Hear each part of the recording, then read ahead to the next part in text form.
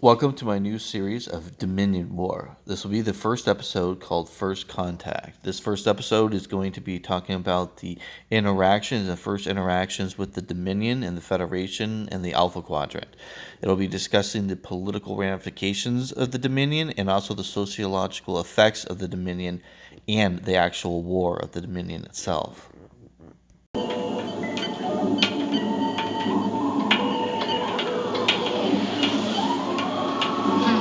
I can't believe I'm on the other side of the galaxy.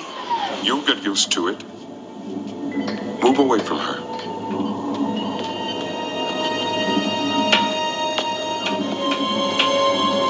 I don't understand. I've been looking over this collar of yours. I thought if I replicated it, I might be able to turn a tidy profit. Imagine my surprise when I discovered there's nothing in here. It's just a complicated locking device. Which means you could have used your telekinetic abilities at any time. So the question is, why didn't you? You seem to already know the answer. The Jem'Hadar wanted us to escape, didn't they? That was the plan all along. For us to bring you back here so you could spy on the Federation. Well done, Commander. You're one of the founders, aren't you? You think the founders would waste their time with you? Constable. Madam, if you'll come with us. You have no idea what's begun here. Chief, I'm picking up a transporter signature, but I can't trace it. She didn't rematerialize anywhere in the station, and there are no ships nearby. Then where is she? She'll be back. The question is who she'll bring with her. If the Dominion comes through the wormhole, the first battle will be fought here. And I intend to be ready for them. So after Captain Sisko and Quark run into her, they find out that she's being chased by the Jem'Hadar, and then they're in a fake scenario where they're being arrested. They end up getting away, and she talks about how the Dominion wanted her for her telepathic abilities. So the Dominion were using what we refer to as a honeypot situation, or the damsel in distress, using this young Vorta female who's very attractive as a tool or a mechanism to seduce Captain Sisko. The idea was that she was going to go to the station, was going to be so grateful by Captain Sisko and start a relationship, and that he would be wooed by this pretty face. Now, this plan obviously backfired, and as soon as it backfired, or they realized that this would eventually be found out, they had a contingency to rescue her. Now, the really interesting thing about this contingency is even though she was on the space station and she was beamed off, she was so far away they couldn't even sense, or even the sensors didn't even pick up any ships in the area that were there that she could have got off on.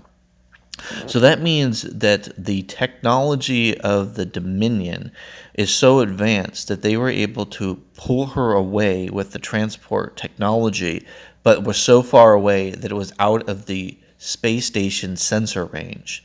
So this was extremely alarming to Captain Sisko, because this showed a level of technology that the Federation doesn't have. So the Dominion came through the wormhole and showed that they had massacred a Bajorian colony as well as several different starships from different races that were in their space. Now the Federation wasn't willing to take this and wanted to show a projection of power to show that they were not going to tolerate this kind of behavior. So they sent the USS Odyssey, a Federation battleship, to go rescue Captain Sisko. Now we all know how this battle went out and how it did not go well. And we'll talk about that more in a moment. But we want to talk about the political ramifications of this event first, before we talk about the actual battle with the Odyssey itself. Signal levels from the wormhole on screen. Nailed them, Lieutenant.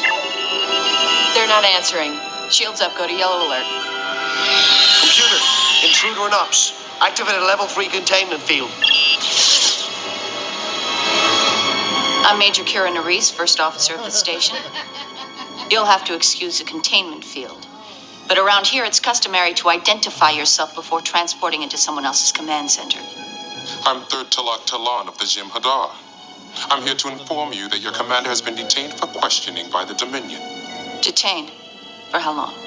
Indefinitely. Commander Sisko will serve as an example of what happens to anyone who interferes with the Dominion. kind of interference are you talking about? Coming through the anomaly is interference enough.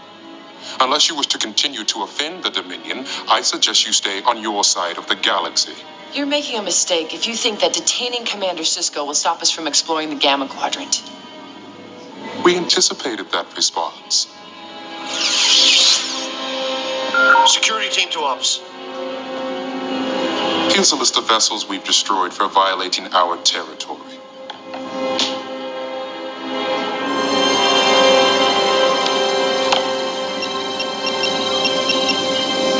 Where'd you get this data pad? From the Bajoran colony on our side of the anomaly.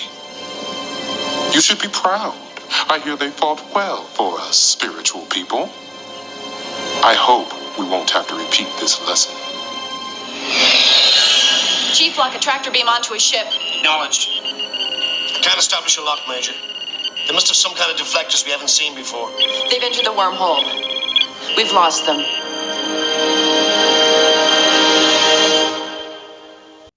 Now, there's a lot of political ramifications with these scenes, especially this one. Number one, they were taking a captain of an unknown empire and holding them captive. The other thing that we need to pay attention to is the Dominion's response and their feeling towards the Federation and its other ships. So they've already destroyed multiple ships, and they already are aware that the Federation and the Alpha Quadrant race powers shield technology, that their polaron beam weapons bypass their shielding and they can destroy them at any moment. That's why in the future here, when they go after the Odyssey, they send only 3 destroyers. This is a projection of power. They're showing you that they could send only 3 destroyers and they could wipe out your battleship. And that's it. There's nothing you can do about it. This is a threat by the Dominion, and they're showing a projection of power. And they do it with the ruthless attack of an innocent Bajoran colony, showing that there was no mercy. But at the same time, they're also showing mercy by not demanding a war directly out, by showing them that, hey, you entered our space, you're the ones in the wrong, this is the penalty for entering our space. And you notice how when he talks about that, they're sitting in the shield, he didn't immediately go out of the shield until he makes his threat. Then he walks through the shield, and then he begins to threaten them, showing them that they are beyond their technology and that they don't even take them very serious. And then he makes jokes about the Bajorians fighting well for spiritual people. Not only was he showing a projection of power, but then he was demeaning his enemy by showing them that he doesn't really take them serious. And to be honest, he doesn't have any reason to, because in his eyes, they're helpless. So now we obviously need to take the side of the Dominion for a moment and look at what they're thinking and what their viewpoint is this.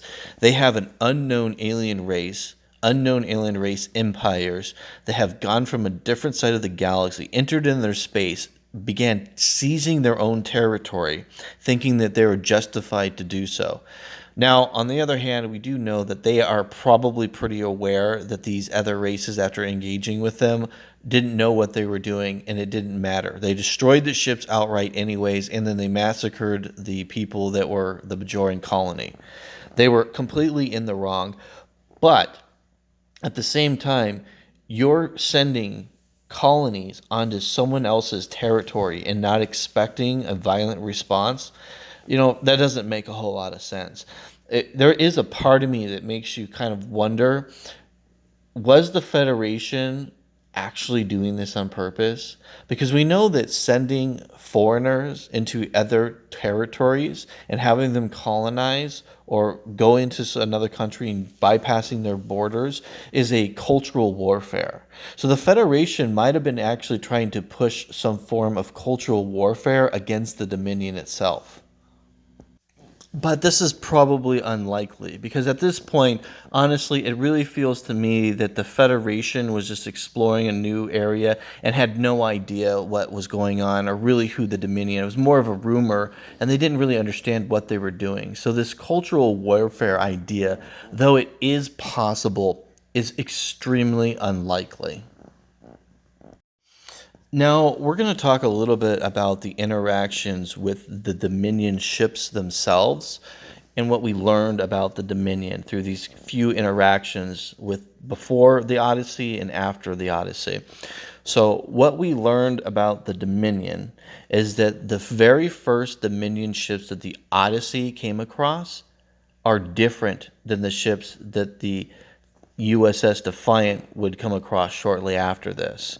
The Odyssey was fighting ships that were using some kind of almost blue-looking disruptor, and that disruptor was much lower intensity and volume and power than the standard beams that we see from Jem'Hadar fighters.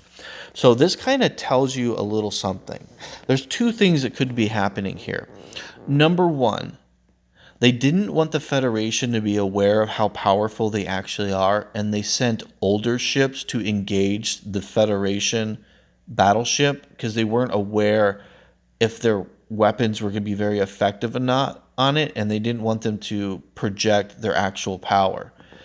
Now, the other possibility is that these are just scouts, and because you were on the fringes of Dominion territory, that these ships are just scout ships, and maybe they're just not as well armed, because we know that the Dominion have been around for over 1,000 years, and so they've pretty much used the same design for an extended time period.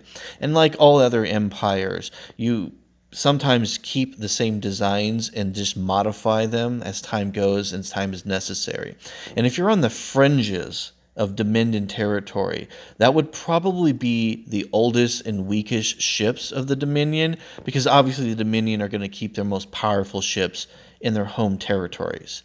So this is something to take in when we watch the analysis of the fight between the Odyssey and the Dominion. So let's talk about some of the technology that the Dominion has. We know, number one, they can stop tractor beams. So Deep Space Nine could not tractor beam. Federation technology cannot tractor beam the Dominion ships. We also know that their sensor system has a hard time locking onto these ships.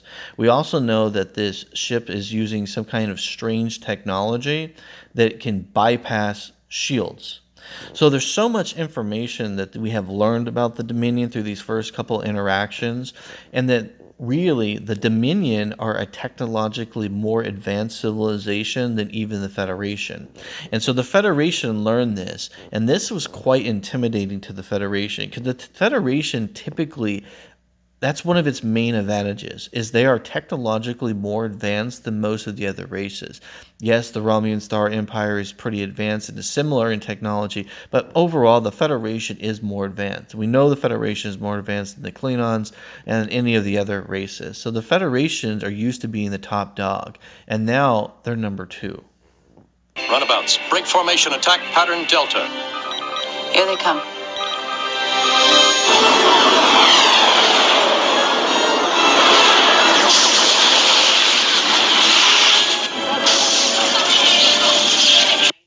I'm getting casualty reports from decks 4, 5, 8, and 17. We also have a plasma leak in our port in the cell.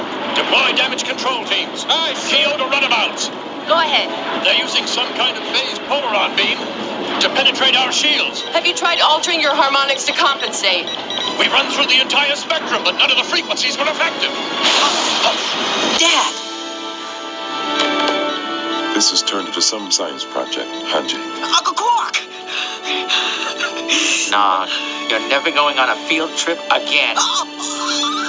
Take Eris back to the passenger compartment and wait there.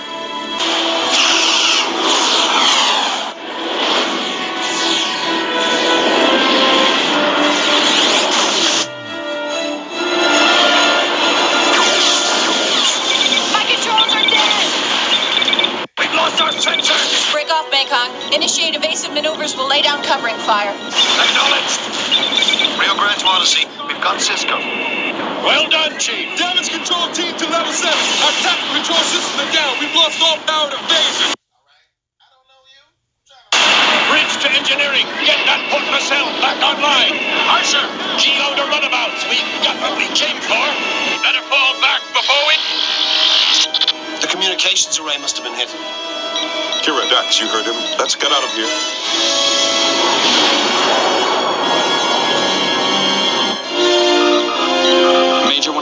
our ships is making a direct run at the Odyssey. Move to intercept.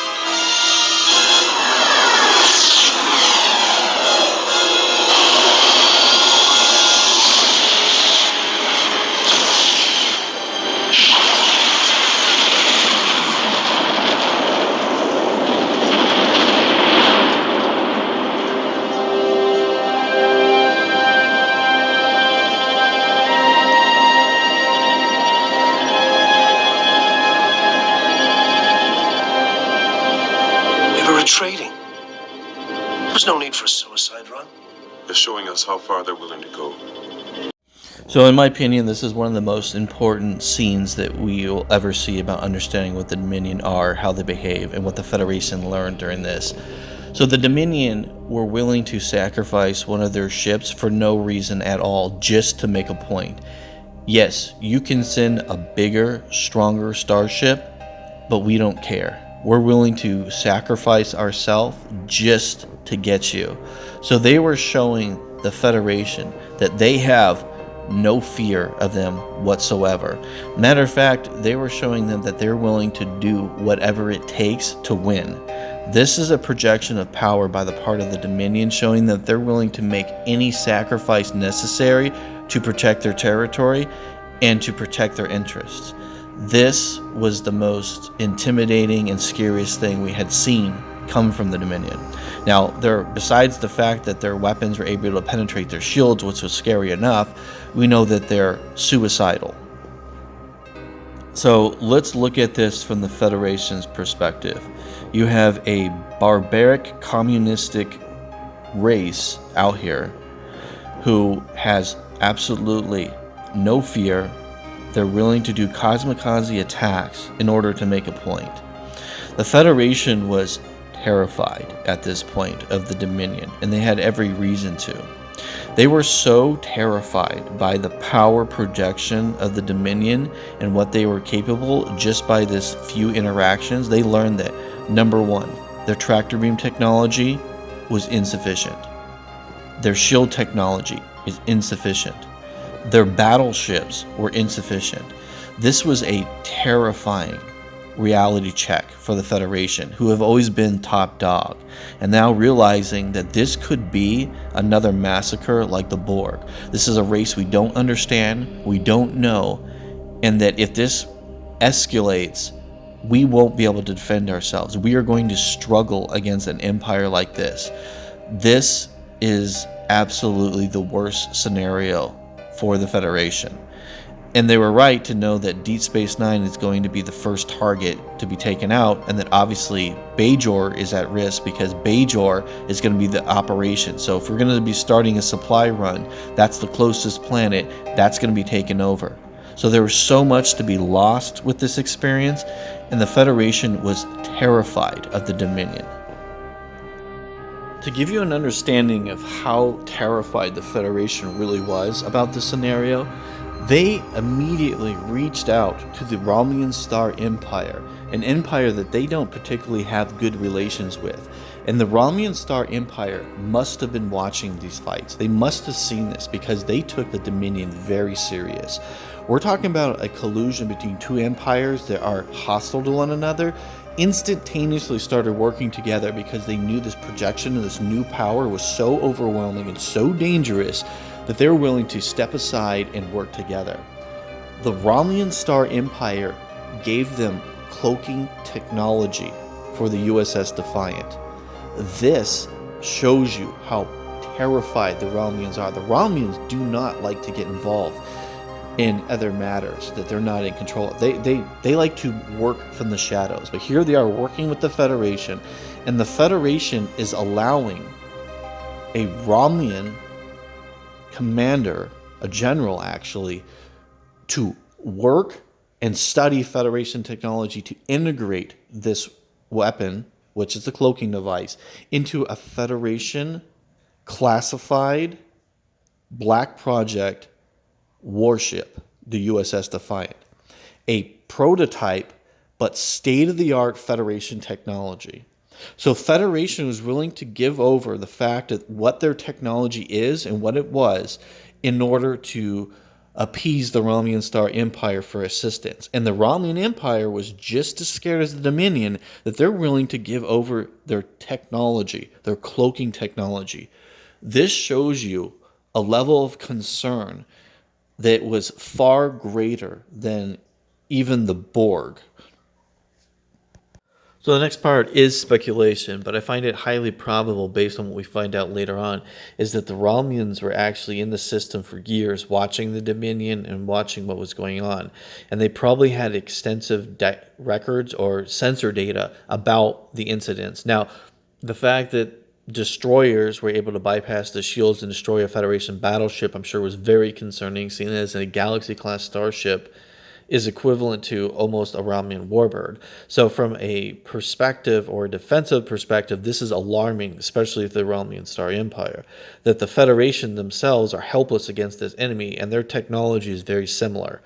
So I believe that they used this information with the Federation when the Federation reached out to them. And the reason the Federation was so willing to work with the Romulans and give up so much information is because I speculate that the Romulans had more information about the Dominion than the Federation did. And they were absolutely desperate to get that information.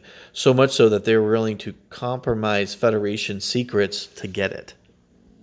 The fact that you have two opposing superpowers coming together instantaneously over a couple interactions tells you how alarming and how dangerous the Dominion actually is. Because if you really think about it, they've really had very little interaction with the Dominion. A few ships were destroyed. One Federation Galaxy-class ship was destroyed, and there was a hostage situation. And then the Romulan Star Empire and the Federation are gaining forces with one another to investigate the Dominion. It shows you a level of collaboration that you don't typically see with the great empires. This is a really strange situation for the Alpha Quadrant. But the fact of the matter is the Dominion are unknown and they are technologically superior than the Federation. And this is so alarming to the Federation and the Romulan Star Empire that they put their differences aside out of mutual benefit.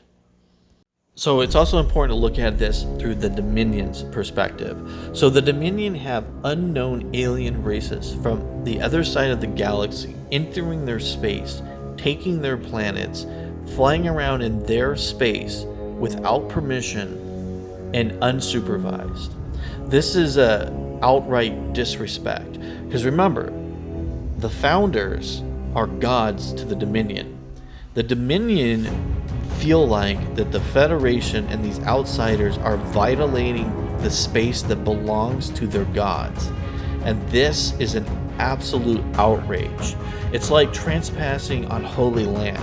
So for the Dominion, the Vorta, and the Jem'Hadar, this isn't just a breach or a misunderstanding. This is a disrespect to their god themselves.